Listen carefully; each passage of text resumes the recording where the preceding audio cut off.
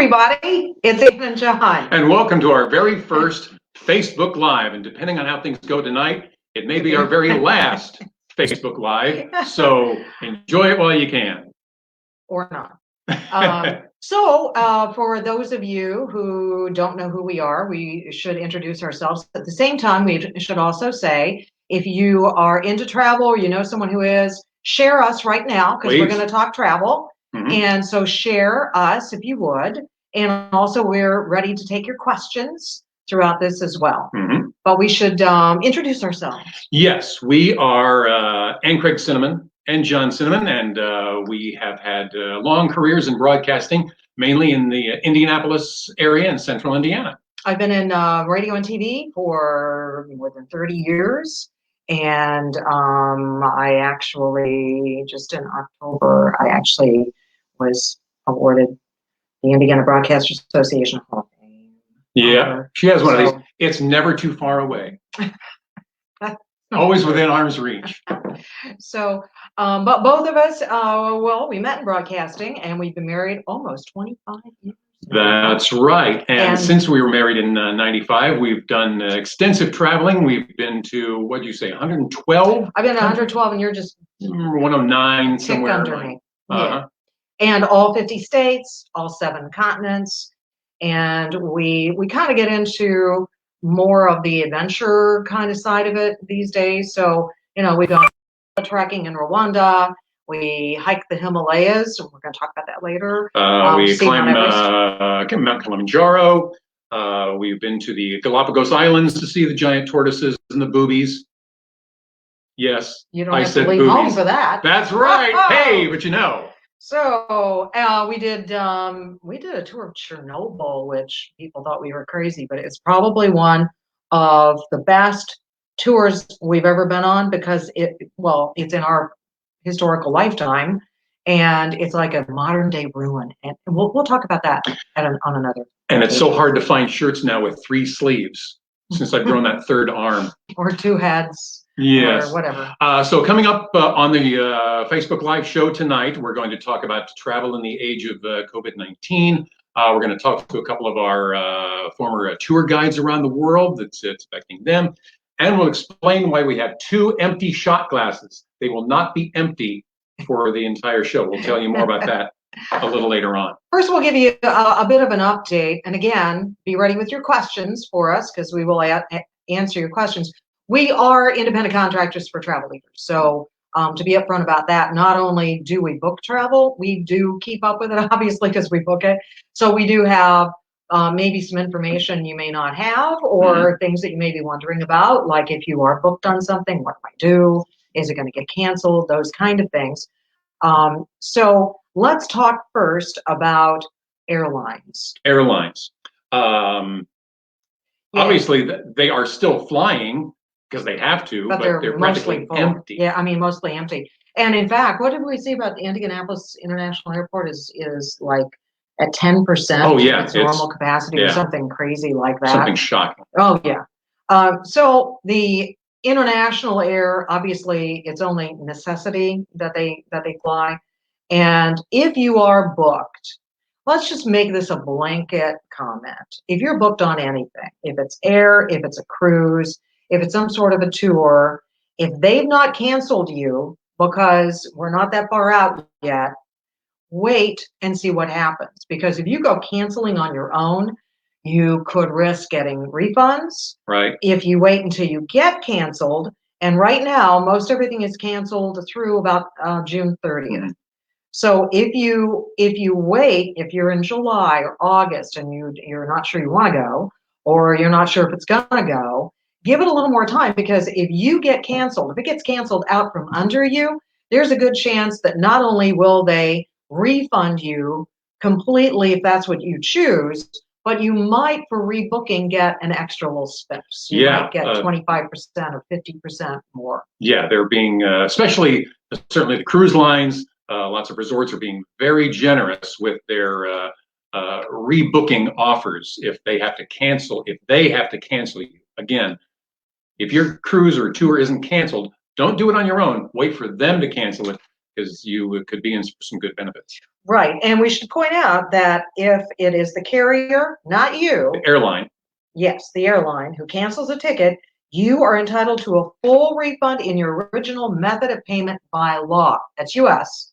I have had a couple of situations that was international flights within some countries that they did not necessarily refund or whatever, but US, it's by law that they have to refund you. We also found a airfare watchdog had a story about the airlines in general, which ones are most likely to make it, which ones And some that may aren't. not. And this is kind of interesting. So the 4 largest US airlines should be able to survive, they say. So that's American, Delta, Southwest, United. They even threw Spirit in as being airlines that, Because it's actually very profitable. mm-hmm. So those are all pretty likely to make it. And then internationally, probably all of your big name ones are probably going to be okay. The ones that they call on the fence, however, are Alaska Airlines, which is a shame because Alaska has been voted like the #1 airline in the country in years past. And we just got it in Indianapolis not that long ago. So what they're saying is it may not go out of business, but they may certainly, They not might have start as many routes. Yeah, exactly. They may not serve Indianapolis. And Yeah, who knows?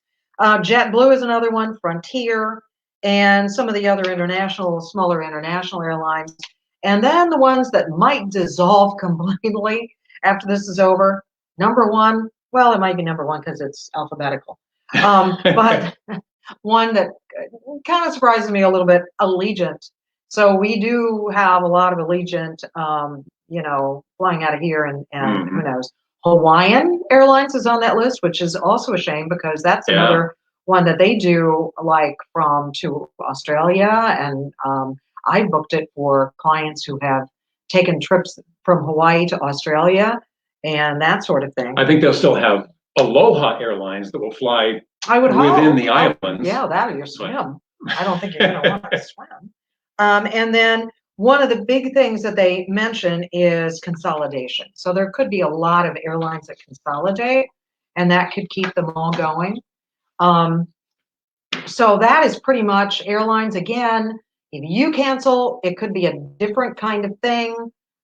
Wait for your flight or something to be canceled. That is best advice. Right. And as far as the cruise lines are concerned, just read earlier today that, and I didn't realize this, there was still, as of 3 days ago, there was still one ship left at sea. It was a Costa Cruise ship that had left Venice in January for an around-the-world tour. It was scheduled to finish in Venice in April 26th. But that's probably not going to happen because Venice is closed. Yeah. Well, we've had personal issues with clients who could not dock, could not get off their ship, and like in the Indian Ocean and some other places. So finally, this ship went a month without anybody getting off the ship. Yeah. They were at sea for a month, and they finally docked in Genoa, Italy, 3 days ago. This week. As far as cruise lines in general, you probably knew that the CDC, Centers for Disease Control, had issued a no-sail order. They did their first one, I believe, back in March. They've continued to update it. Most recently, the no-sail order for cruise lines extends through July 24th. Now, there are some caveats with that. That's obviously assuming that there isn't a virus or a vaccine before then. Well, there won't be a vaccine, but there may be some sort of treatments, or the virus isn't as bad by then. Yeah, but that's it's basically unless something changes. Right. July 24th, unless something improves that they can go out. However, the overall is that most cruise lines are canceled through June 30th. Right. They are not all canceled into July, but most are canceled through June 30th. Right. And these CDC guidelines are actually only for cruises that are to or from or around U.S. ports. Right. The CDC rules have no application on to other countries, Europe or Asia or anything like that. which is closed anyway. Yeah. So, But as far as the cruise lines themselves are concerned, we were just talking about the airlines that might survive, ones that might not. According to a report in the Miami Herald, the three largest cruise lines, Carnival Cruise Corporation, which obviously has a bunch of different lines, Princess, yeah. Holland, Cunard, Carnival, Royal Caribbean, and Norwegian. They say all three of those have enough cash on hand to go at least 10 months without having to cruise. Without having to put one single ship out there with, revenue coming out of it. The other interesting thing, though, is that according to Cruise Lines International, bookings for cruises next year are actually up because of so many canceled cruises that are now rebooking and the special deals that they have for 2021. So they're up over this year. Right. So in other words, 2020 was already a big year, and clearly that is not going to last. But next year is already bigger than this year was initially. Right. So that's kind of a big deal. Again, we're looking for questions. So if you have any questions for us, be sure and send us a few. So because we're going to do that towards the end here. Right. But what about the future? What are they going to be doing the future to get us up in the air on cruises and that kind of thing? And I think a lot of it comes down to cleanliness. Well, there's that. It's next to godliness. Yeah. And so they're going to be being especially conscientious of disinfecting planes and cleaning the ships and lots and lots of that. I actually saw a story the other day in Condé Nast with pictures that were kind of interesting of new seats for planes that they're looking at doing. So these seats would have like a plexiglass in between you. There was one that looked really interesting. So right now, they are not filling the middle seat, but assuming that eventually we'll get back to filling the middle seat, what they've done is you're sitting here in the aisle, and then the person next to you in the middle is facing the opposite direction, and then the window seat is facing the same as the aisle. Of course. And if you as long as there's a plexiglass there, that's great. Yeah. If not, then just facing this way doesn't help when someone goes. Yes. Thank you. Thanks. Happy to help. Right.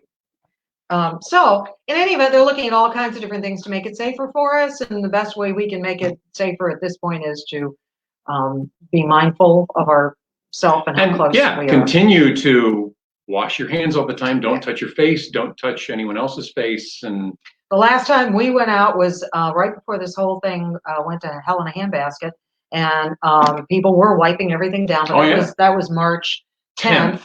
And we were in Ireland, and we came back sooner. We had to go to the airport in Dublin and get a flight back because our tour was canceled. Yeah, we were canceled as well.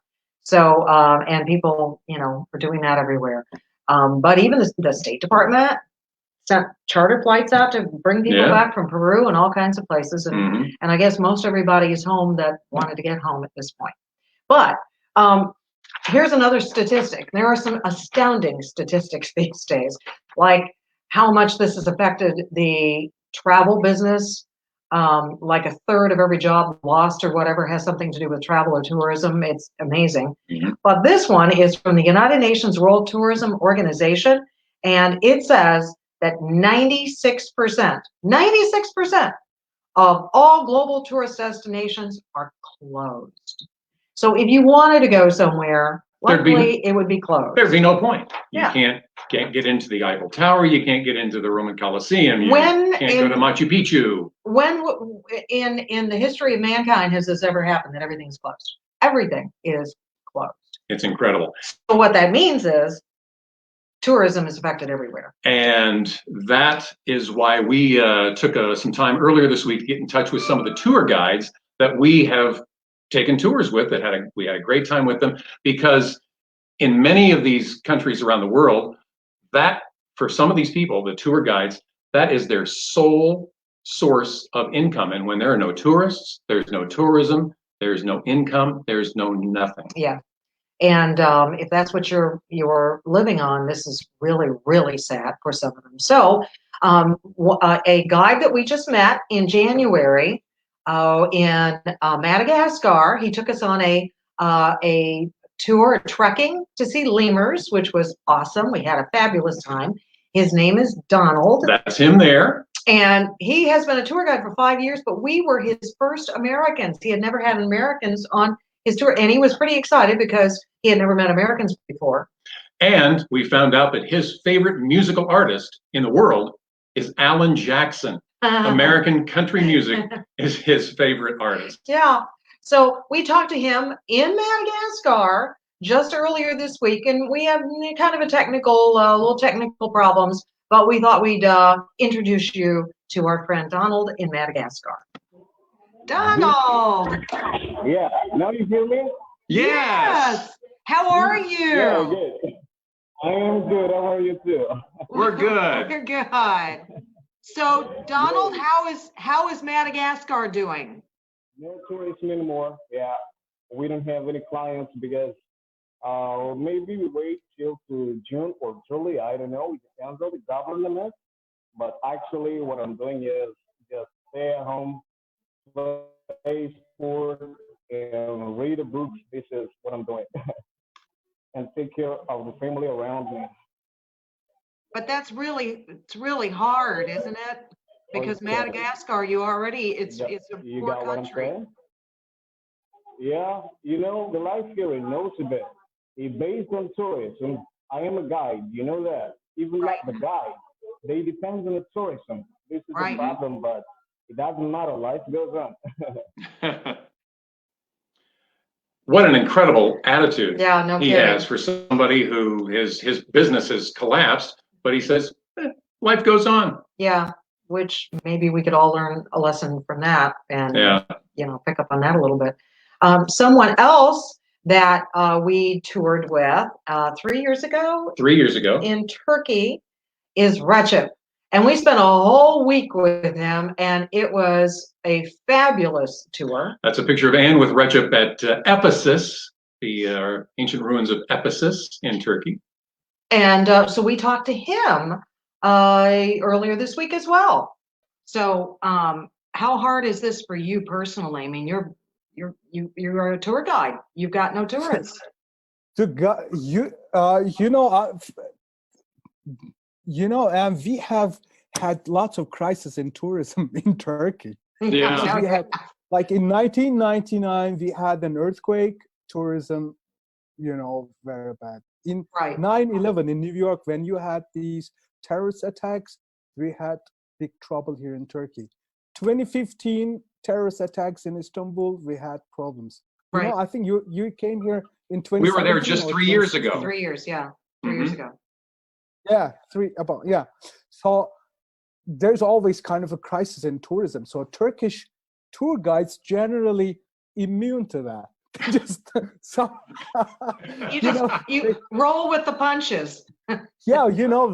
people save money somehow so that they're ready for the, what would you say, the crisis that are coming. Right. So, Right. but this COVID is a little bit different than what it was. This COVID affects the is- entire world, and we don't know when Yeah, it's going to this is- end.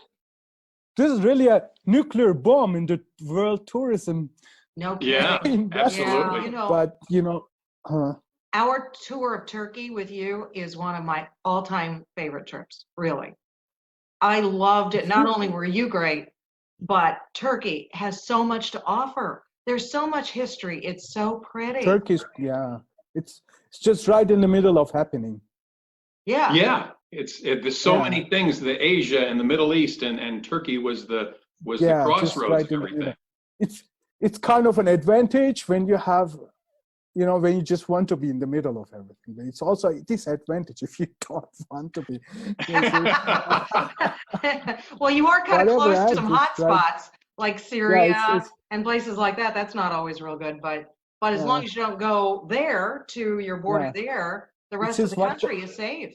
This is, and you've been to Iran, you know how it is here. And Turkey Yes. is just right it's not like the Orient, but it's also not West. So it's Right. in the middle. in So between. for Yeah. people that are watching who have never been to Turkey, and maybe they've never had a tour guide, why should they go to Turkey and why do they need a tour guide to see a country like yours? When this is all over and they When start this is coming over. back. Yes. Good. I always say this: efficient traveling and effective visiting, because people are, they just come, and if they just go some places where they have no guide, generally they just hang around and they don't know what to do. And Right. together with a local guide, then the guides want to show you the shortest, or how would you say, the most important part of the site. So And that's you know what the it is. history. Yeah, well, yeah, of course, the guides generally know the history. Right. And Turkey is beautiful in the sense, like, we have Hagia Sophia here. Mhm. Right. And Hagia Sophia is a building 1,500 years old, and it's still standing. You just or Ephesus. Oh, one of- Ephesus is love, amazing. love Ephesus. The Oh. library.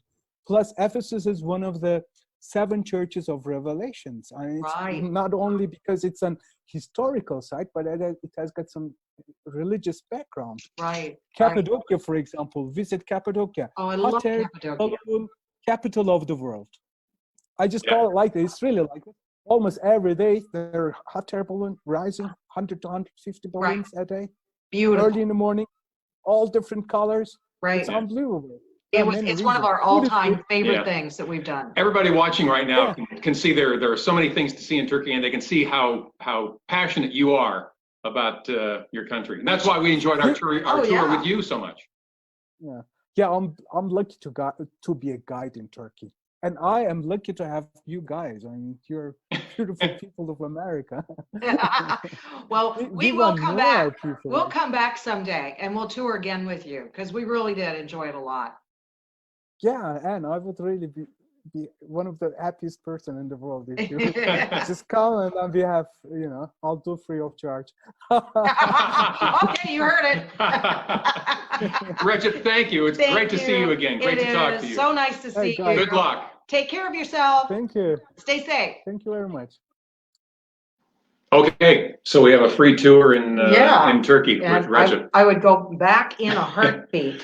Now, one of the things that we loved about touring with Recep so much was because we would spend evenings in the hotel bar with We go to the Recep. bar with Recep. And there was another tour guide friend of his who was doing a religious tour, and a Christian religious tour of Turkey. And so the two of them would meet up, then we'd meet up with them, and we'd sit in the bar and talk about all kinds of stuff.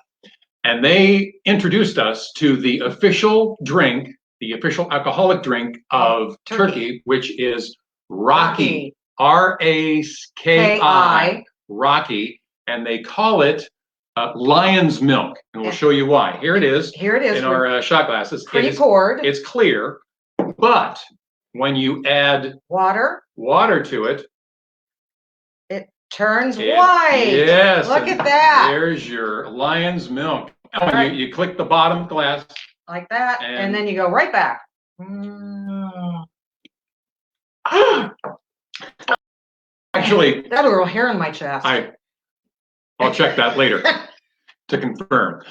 It's Raki is made with, I believe it's grape seed Mhm. and aniseed. I'm not sure if it's available here in the United States, but It's actually pretty good. It warms you all the way going down. And I think it's better than Ouzo because we didn't like Ouzo. anything's better than Ouzo. That's the Greek drink. But I'd rather have Greek alcohol. coronavirus than Ouzo. Yeah. Oh, Oh, did I that say? was a horrible thing to that's say. right. Oh, man. Okay, I take that. That's the Rocky talking. Sorry.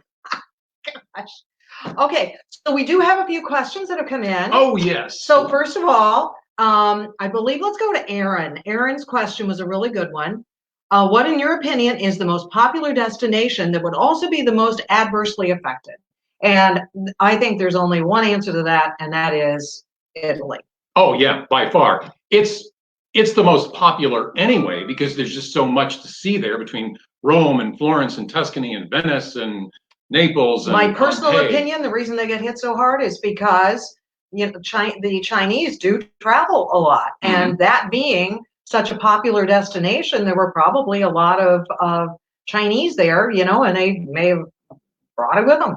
But they were very hard hit, and who knows when they're going to open back up. And it's a shame because Italy is everybody always asks, what's your favorite place? Italy's my favorite country to visit. So that would be the most adversely affected, but I think, probably the most popular. Another question from Dave. He says, longtime listener, first time caller. My son lives in Tampa. Are flights cheaper?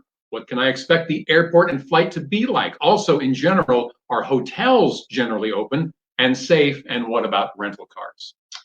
I don't think that it's going to necessarily be any cheaper, because if you got to go, you got to go. And so I do know that the flights are they're flying practically empty. So you won't have problems getting a flight, and you're not going to have problems probably social distancing on the flight. They say that, the airport is at like 10% of capacity or whatever, so you shouldn't have any problem getting through, certainly not through security or anything like that.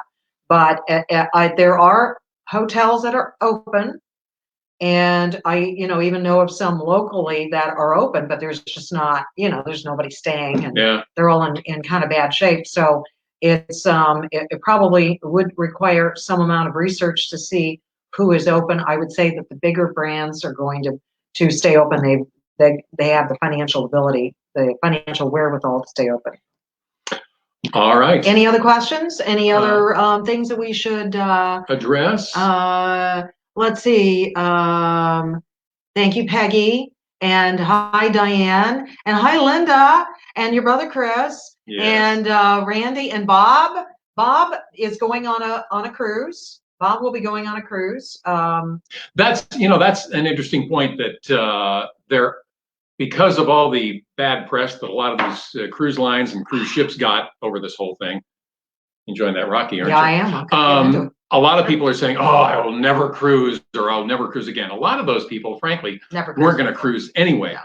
But people that do cruise know that, after this, the cruise lines are going to be especially conscientious of cleaning. All that hand sanitizer is going to be all over the ship. And frankly, there are really good deals right now. As we mentioned before, 2021 cruise bookings are actually up. Yep. So I think that probably is enough for today. Yes. We'll do this again. Thank you for joining us. Do tell your friends, because this will be available. It'll be out on my Facebook page for some time to come, and we'll be putting it on YouTube as well, and we'll update. But we really appreciate you joining us. Thank you. See you next time.